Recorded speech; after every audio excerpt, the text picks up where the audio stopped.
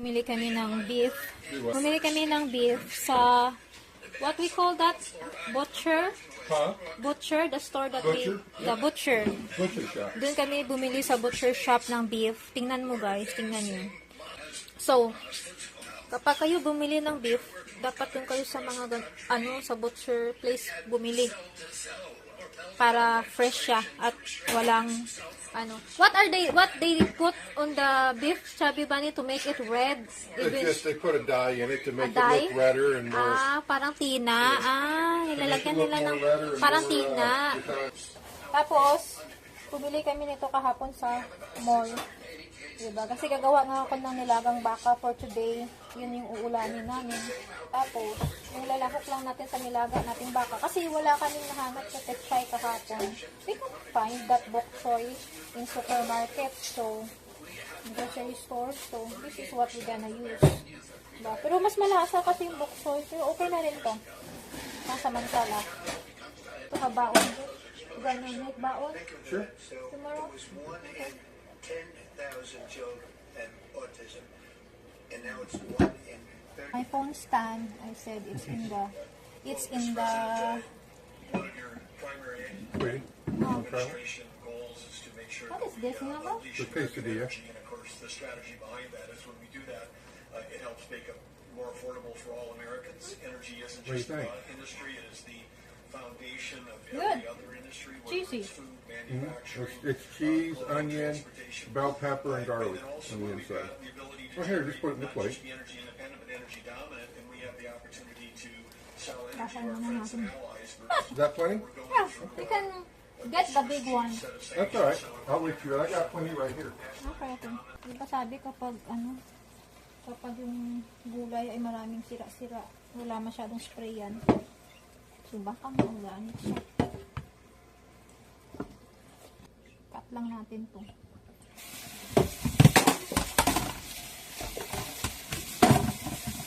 Gustong gusto ng mga malunggay-gay.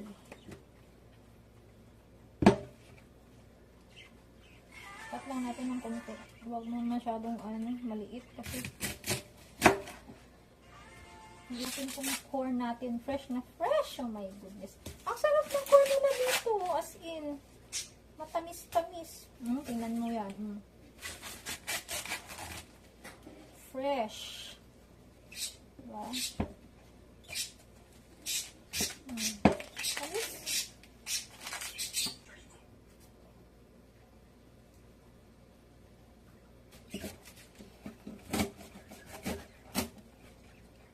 Lang, gupitin natin.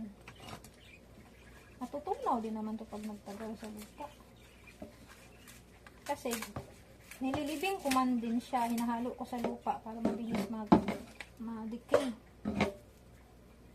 Ayan, pati to. You know what?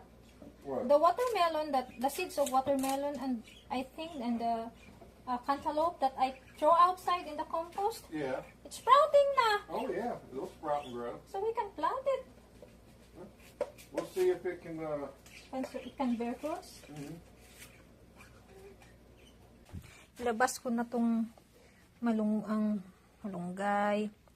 Itong ating tawag nito, compost na mga tanim. Ay, tingnan mo. Hindi na naman naarawan. Lilipat ko na to guys. Yung araw mamaya. So, dadirect na naman yan siya dito. So, okay lang yan. Labas ko muna to. Lagay natin doon sa compost. Pakita ko sa inyo yung compost ko. Para may idea din kayo. Medyo basa pa yung tingnan mo. Hindi pa namu yung aming damuhan. Yung sa kapitbahay, malinis na. Dito hindi pa. Ito yung compost ko guys. Ayan So, lalagayan natin sila dito. Tapos, cover lang natin ito yung mga taniman na piniprepare ko na. Ilang box yan, diba? So, lagyan lang natin ng lupa to. Ayan ang ginagawa ko. Ganyan. Libing-libing lang ba? Para matunaw. Kasi pag hindi mo yun nilibing, siyempre, hindi yun ano, hindi yan mabulok ng mabilis. Ano mo yung iba. Tingnan mo yung balat ng saging, oh, di ba? Malapit na yan magkanda, bulok-bulok. Ay, yan.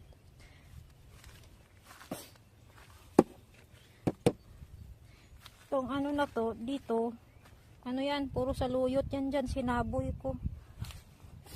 Balik na tayo. Ang paligid. Pa. Yan oh, yung ano ng kapitbahay, yung field nila. Well mowed na ito. Talahiban pa. Oh, gaganda ng mga bulaklak, mga wild grasses. Tingnan mo. Pretty. Picturean nga natin. Ang ganda din itong grass na to. Ano ba to? Ano to? Grass siya. Tingnan mo, ang ganda. Nakyat na tayo. Diyos ko. Baka mamaya makita ko na naman yung kalaban kong bubuyog dyan. O, diba? So, ayan. Naku, ilipat ko na tong si Tanglad. Dito ka na kasi mainit, kasi kailangan talaga nito mainit eh. Pang tropical talaga yan siya. Pang tropical kasi itong mga ano natin, tanim. Bilis lang tumubo yung dahon niya. Oh. Si Silly, dito ka lang.